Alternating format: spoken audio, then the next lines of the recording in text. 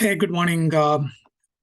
My name is Ram Posham. I'm an executive architect at Oracle, covering some of the strategic clients of Oracle. I'm going to take the next 30 to 40 minutes and go over this a unique capability that comes with Oracle database that is for sharding. So let me get started.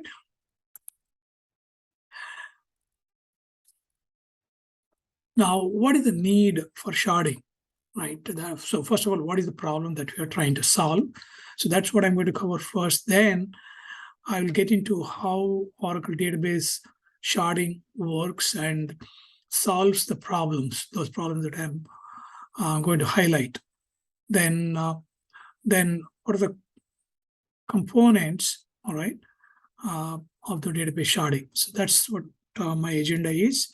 And actually, I have a link for the demo. I'm not going to be doing the demo in this session, but I already recorded, and I'm going to share that link at the end of the presentation. So what is the need for sharding? Imagine you have a database, right, and it is meeting certain workload. Over the last 15, 20, 30 years, if you look at, the trend has always been creating large-size databases supporting customers spread all over the world, right? So instead of having, let's say, an e-business suite instance or an application instance in every country, the approach was to have a single database. That way, it becomes easy to do data warehousing, business intelligence, analysis, all kinds of things you can do. Now, if a single instance database was not sufficient, then you went with the rack database. And if a rack running on a commodity hardware is not sufficient, then you can go with Oracle Exadata, an engineered system.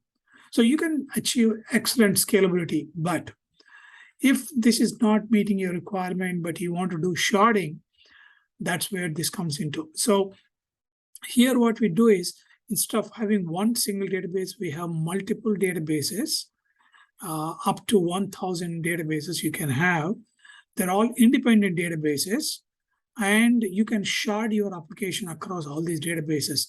And I will explain how that is done. All right. So this is a use case where a single instance database is not meeting your requirement, and you want to scale linearly by having more and more databases, all right? And this is great for OLTP applications, all right? So logically, to your application, it looks like one single database, all right? The second use case is where in the last few years, countries have become more nationalistic, some of the countries, and they want to have the data of their citizens, whether they are related to social media or payment applications, whatnot. They want to have their citizens' data within their country because they want to monitor, they want to see if there is any fraudulent activities going on. If it is in a different country, then obviously it's going to be a challenge to go to the country where the central data is hosted. So they want to have the data locally. So the solution for that is you want to meet data sovereignty requirements by storing the data in different countries or different geographies. So that's the second use case. Now let's see how the database sharding works. So when you want to do database sharding, number one is you need to have a shard catalog. You need to have another small database wherein you store the metadata of your shard databases, right? That doesn't have to be an independent database. It could be a single pluggable database within an existing container database, all right? So it's a small database hosting the metadata. The next one is a shard director. So shard director, a very simple way to understand it is think of this as a listener. You remember, in Oracle, every database has its own listener. In the case of RAC, you had something called a scan listener. This is on top of that. This is one level above that. So all these databases, all the shard databases register with this shard director. Right? So think of that as a global listener. So your applications will be connecting to the shards via this shard director. Then there is a utility called GDS CTL, Global Data Services Control. Now this one is used to define the shards, to define the the topology, right? To define what's called tablespace sets. We will see all that. So that's the utility that you need to create sharded databases. All right. The next one is shards. So obviously you need to have independent databases, which are basically called shards in sharded database terminology. Then what you do is you do the centralized schema management, right, using this utility called GDS CTL. And you connect to the shard catalog, and that's where you define the topology. First you create the shard catalog, then after that you create tablespace sets, you create shards, all those things you do using this utility. I will show you an example. Now, when you use GDS CTL, it connects to the shard catalog, you create the definitions, and then what happens is all the definitions are pushed to these individual shards. So in that sense, GDS CTL acts like a client to these shards. It also acts like a client to the shard catalog. So it stores the definitions here. It also pushes the changes to these individual shards. Now there is also an application, right? Your actual application. So the application connects to these shards via the global listener. There are some cases where the application has to connect to the shard catalog, and I will talk about that in the next few minutes. All right. So there is a concept of a tablespace set. So when you have these shards, and if you got tables that you're sharding, they will be spread across all these databases. So then you have to create a tablespace. So when you are not using the sharded databases, when you are not using sharding, within a database, you are doing hash partitioning, list partitioning, and so on. And you are creating a bunch of table spaces, and you are assigning those table spaces to the sharded, to the partition tables. Here, you're actually spreading the data across all the shards. So there is a concept of tablespace set. So when you create a tablespace set, TBS1, what Oracle does is it's going to create table spaces across all the shards. And so it could be that the number of shards is equal to the number of chunks. And this you can define when you're defining at the shard catalog. All right. But when you're doing this create table space, set TBS1 or whatever name you like to give, you can also specify all the storage classes, initial, next, those kind of storage class parameters. Now, how does the data get stored? Now, when you were not using sharding, let's say you are using partitioning, all this data, right? You are doing, let's say, hash partitioning, and they were going into the table spaces within the same database. Now, with sharding, what happens is the data of this related tables, customer, orders, and line items. I mean, orders is a child table for customers, or line items is a child table for orders. A customer can have multiple orders, and each order can have multiple line items. It's a parent-child relationship, one to many relationship. So this can be treated as one table family. So when you are storing the data based on the shard key, what Oracle does, it finds out the hash key, and the hash key maps to one of the table spaces. So it could be in shard 1, shard 2, shard 3. It all depends on the shard key value, all right? So that's what this one is, and the data gets stored in these table spaces depending upon the shard key. So the shard key gets hashed depending upon the hash value. It goes into the one of those table spaces. All right. So the data that belongs to a particular shard key, for example, customer 123, all the data, customers, orders, and the line items, right? They will go into one particular table space.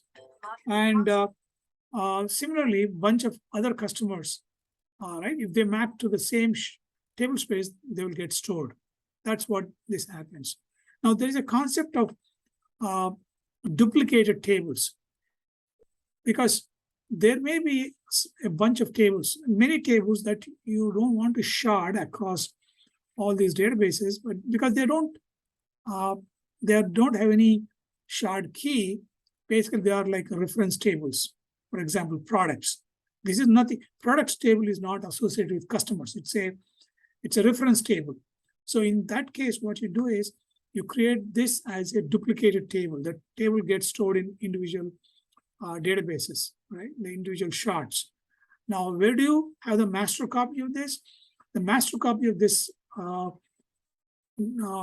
duplicated table is stored in the shard catalog. We will see demos of that, examples of that. So there's a concept of a chunk.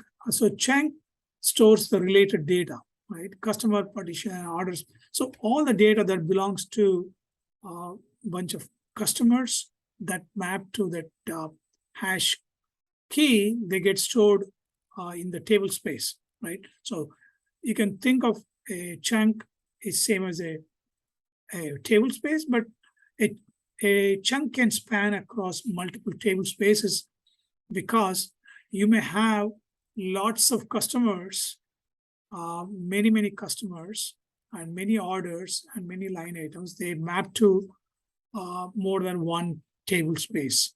It's possible, it can happen. All right. Now, you can have multiple chunks, obviously. That's how you partition the data. So this data belongs to one set of customers, this belongs to one set of customers, and so on. Now, so there are three types of sharding. Type 1 is system managed. That means you don't control what data goes where. The data gets stored in different table spaces based on the consistent hash value of the shard key. All right, it's as simple as that. All right, and so this is basically designed to meet the use case one where the single database is not able to meet your scalability requirement. So you do a sharding, and based on the hash value, consistent hash value of the shard key, it gets stored in the corresponding shard or corresponding table space in a particular shard. All right. And so this is how you create sharding configuration. So the first thing you have to do is you need to create something called a shard catalog. So you connect to the shard catalog, and then you say create shard catalog. All right. First, you need to create the shard catalog, of course, and you specify the database name. This could be a pluggable database, as I said. And then you create a global listener. You remember the shard director, what we call. You can have add GSM, Global Services Manager. By the way, this was introduced with when we introduced Oracle introduced global services. So we have extended that to sharding technology. Then, so after you create the shard catalog, after you create the director, shard director, then you create shard group. So you say add shard group, and the group name is shard group 1.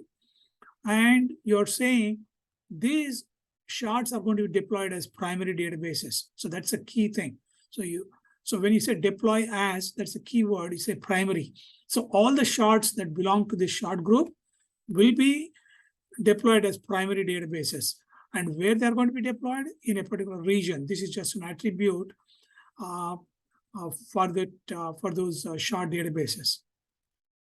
Then you create shard within this shard group, and you provide the actual shard database credentials. Now, what happens is for each of the shard, you may want to have a DR, right? In that case, then you create another shard director, because that could be in a different region. Then you created a separate disk group. So that disk group, you say shard group 2, and here is the important thing: deploy as active standby. So you are going to be deploying the standby databases as active standby databases in a region called, you can give whatever name you want to have. This could be, let's say, North America. This one could be North America. This could be Europe, if you want to have all the standby databases in Europe, for example. Then you create all the shards, and you say create shard group 2. Then you provide the corresponding standby database shards, right? So that's how you do. Then after this, what you do is, by the way, to do all this, you need to run the GDS CTL utility, and after that you say deploy, and after that you say add service. So you need to create a service to connect to either these primary databases or primary database shard groups or standby database. So when you create a service, you see this role as primary. So this service will be created, and that will go against the primary databases or primary shards. Now, after that, what you do is you create the tablespace set, right? You say create tablespace set, and this actually you'll be doing in SQL Plus. And again, I'm going to show you some example. Then you say create sharded table customers. This is the keyword. You have to say create sharded table, provide this table definition, pretty exactly the same way that you are doing previously. And here is the keyword. You have to say by consistent hash, and you have to identify the actual key that you would be using for hashing. So in this case, it's a customer ID, all right? And that maps to the a partition, right? Based on the hash value, it will be mapped to the table space, and that actually is going to be in one of the shards. All right. You see this when you're saying table space set TBS1. So that's where it's going to be stored. And then you have the orders table, which is a child table to this customer's table, right? So here you're saying foreign key, customer ID. So you got the customer ID in the orders table, and you're saying it references the customer's table. Now you're saying partition by reference. So basically the way this table is partitioned, this data also will be partitioned in exactly the same way, right? So it will go into the same shard in that sense. It will go into the same table space. All the data that belongs to that customer will go into the same table space.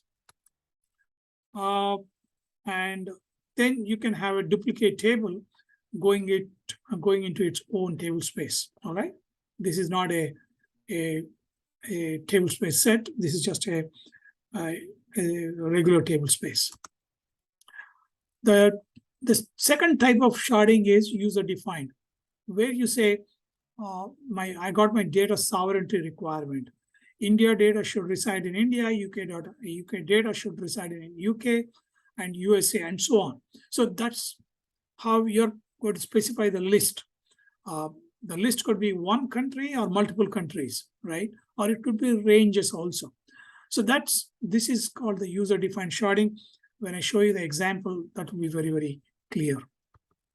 So in the case of user-defined sharding, there is a concept of shard space. So here you say shard space India. So you create, using GDS CTL, you create shard space. For example, you want to store the India data in India shard and the rest of the countries in the second shard. For example, this could be stored in India, this could be stored in USA, for example. So then what you do is then you add container databases, then you add the shards, and the shards basically are the pluggable databases that belong to this shard. Okay. Then similarly, so this is one add shard. The shard is, this is the pluggable database name in this container database. That's what. So this is in the see this one. You created the shard container database. That's exactly what you're using here. All right. And you're also specifying the shard space. All right. And your space saying it's deployed as primary, because later if you want to have a standby database for that one, you can do that. So then you say create table space in shard space India. It's not table space set. It's just a regular table space. So that's how you do. Then you create the tables. For example, customers here. Then you have this customer ID, and then you have this country, right? So here you say my country code, right?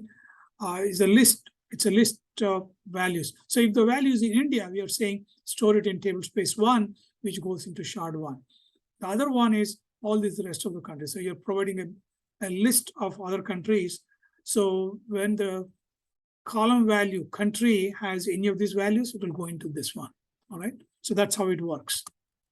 So this is really designed to meet the data sovereignty requirement. If a particular country says my data has to be residing in my own country, then this is where you can use. All right. Then the next one is a composite. It's a composite, a combination of the type 2 sharding, basically, data sovereignty, and within that, you can have multiple shards. So here, what you're saying is, I have 2 columns, or 2 shard keys. One is called the super shard key. Other one is just the regular shard key. The super shard key could be geography. So depending upon the value of the geography, it will go to that particular region or in the geography. And within that geography, you got multiple shards. And the data will get stored in one of those shards depending upon the second key, which is the shard key.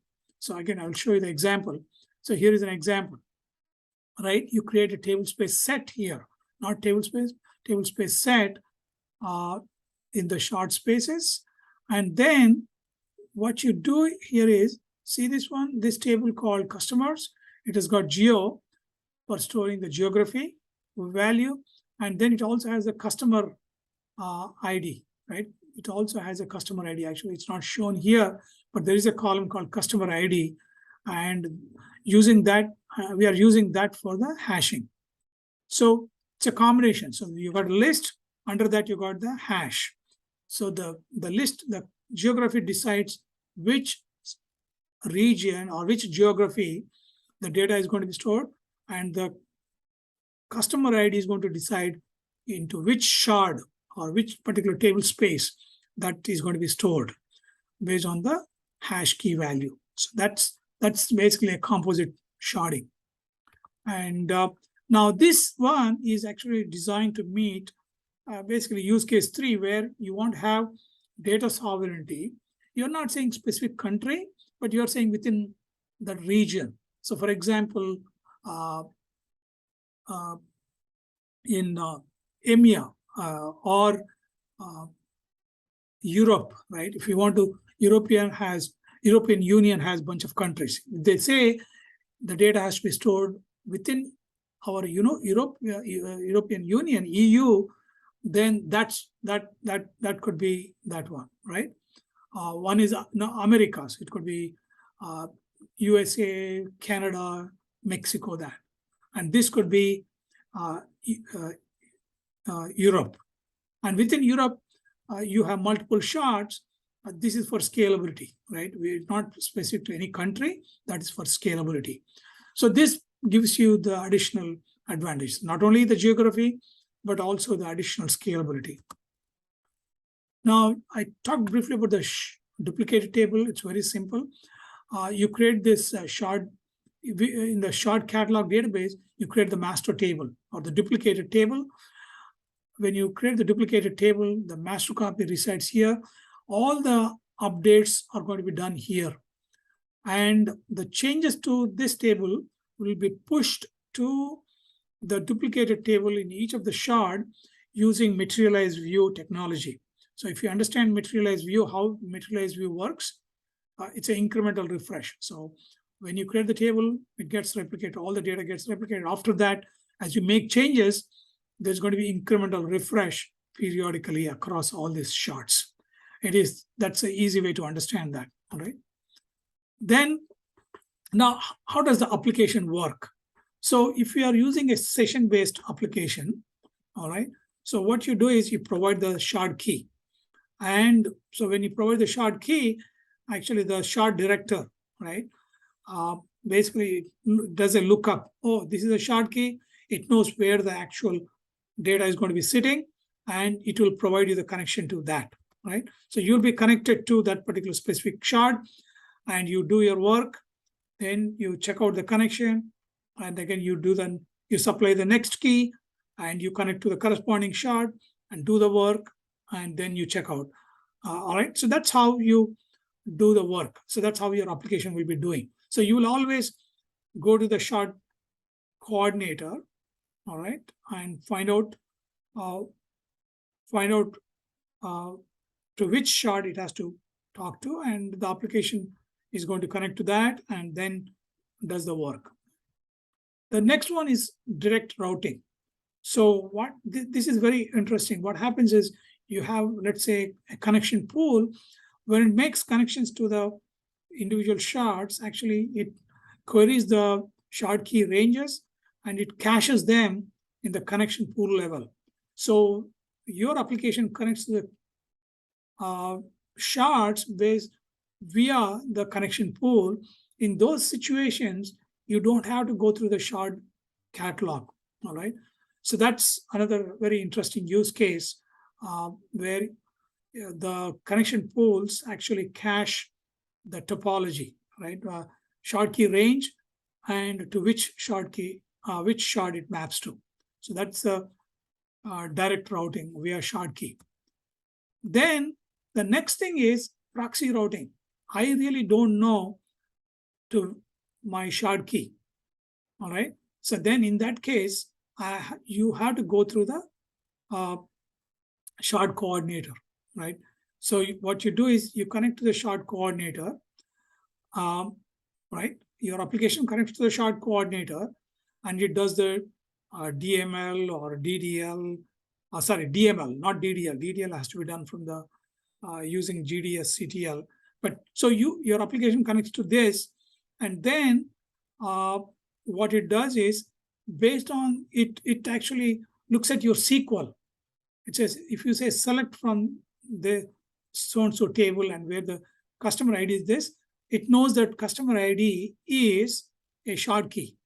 Then it's going to go to the corresponding shard key, execute the SQL. But if you do not provide the shard key in your SQL, right, in your where class, then what it does is actually it's going to run the SQL across all the shards and get you the results. And when it comes to insert update, you have to provide the shard key. Only that's how it's going to go to the corresponding shard and do the DML, right? So in the case of DML, you need to provide the shard key. In the case of selects, you can provide. If you provide, it will go to the corresponding shard. If you don't provide, it will run the query against all the shards and get you the result set. That's called multi-shard query. So here is a multi-shard query. So you say select geo, class, count, and all that. So what it's going to do is you're connected to the coordinator, basically the shard catalog. It's going to run the query across multiple shards. In this case, I'm showing 2 because it knows that it's it knows that it has to run against all these shards, and then it's going to aggregate the results and send it back to the application. So that's a multi-shard query. Essentially, it's going to run across all the shards if you don't provide the shard key, all right? But if you provide the shard key, where you say where customer ID is in this list, then if you provide the list, obviously, it will find out to which shard key, in what all shards it has to execute the query and aggregate the results and send it back to you. But if you don't provide the shard key, it's going to run against all the shards. So here is an architectural change. Let's say you are not using sharding. It was a simple database, container database, pluggable database. You had a listener. And so life was very simple, right? Your application connects to this database and it does all the work. Now, when you use user-defined sharding, you say, I want to store the data, India-specific data in India, and the rest of the data in the US, for example. In that case, this is how the architecture is going to look like. So you're going to have two container databases. If you're talking about 19C, obviously 12C onwards, 12C R2 onwards, we got container database. So, and we recommend you to use 19C for sharding because it has got a lot of enhancements and so on. So here what we are doing is you got two shards, right? You got a shard catalog. As I said in the beginning, shard catalog doesn't have to be a separate database. It could be a simple pluggable database within an existing container. So here, this was a container database. So what you do is when you go to this new architecture, you create a small pluggable database and use that as a shard catalog. Actually, there is a way to avoid even this one also. Within the same database, you can create the shard catalog. I'm not going to get into the details, but there is a way to avoid this shard catalog if you really choose to, all right? So this is just how you can do, how the architecture changes, right? So one thing to note here is here you had a local listener. Now you're going to be using the shard director. So your application is going to go through this one. So you will not be using the local listener. So this is the example I showed you previously, and this is the result set, and this gives you the actual explain plan. So in the explain plan, you will see the shard iterator. What it means is that the optimizer is running the query across all the shards and getting you the result set. So as I said in the beginning, I have recorded this demo, actual demo. The demo goes through something like this. There is a Terraform script, and this is based on this link. If you click on this, you will see what the actual demo is all about. And I created a script, a parameterized script using Excel actually, and it will, you can run this lab much faster using that script. So what you do is you look at this demo live lab, just go through that. But when you are ready to actually run this demo, you can use my script, which is actually posted along with the demo that I recorded and posted it on YouTube. So I'm going to provide the link in my PowerPoint presentation, all right? So the demo goes like this. So when you run the the Terraform based script, it actually creates all these 4 databases with one in each of these VMs. And then using this script, you create the shard catalog in this catalog database, container database. Then what you do is, the next step is you create a non-container database, non-sharded database, sorry, and then you populate that by running this application. Everything is explained in that live lab demo. Then after that, what you do is export this. This is a non-sharded schema, export the data after running the application. Then you copy this to this shards, right? You copy this to this sharded hosts. So you copy to this host, copy to this host. Then what you do is from here, actually you run the import utility. You run the import from this machine And then what it's going to do is actually the import is intelligent enough to import the data that belongs to this shard, and this belongs to this shard. So that it's going to actually import only the data that belongs to those shards. All right. So that is the intelligence that is there in the import utility. Then after that, what you do is you run your application. The application is going to actually populate the data across these two sharded shards, shard 1 and shard 2, right? And let's say tomorrow you want to add another shard, okay? So you already have this one, right? So what you do is you can add this shard dynamically. You don't need to take a downtime. And you run the application again. And when you run the application, what happens is the application starts populating the data here. It's going to balance the actual table spaces. So it's going to move the data online. There's no downtime. So that is online scalability. So by adding multiple shards, as time goes, you can scale horizontally. All right. And it provides a nice browser interface to see the throughput. So everything is explained in the demo. You watch that video, and along with that video, I also have provided the links to the scripts for the demo scripts. So you use that to run the demo faster. All right. I hope that helps. So here I'm going to provide you all the links. So the sharding demo script, actually, I'm going to provide you the link in just a minute. I'm going to post this presentation along with this YouTube video. So you can download the presentation, watch the video, and after that, you can actually watch the demo by clicking here. And there, I also posted the link to the script. Hope you like it. If you have any questions, please contact me. Thank you and have a good day.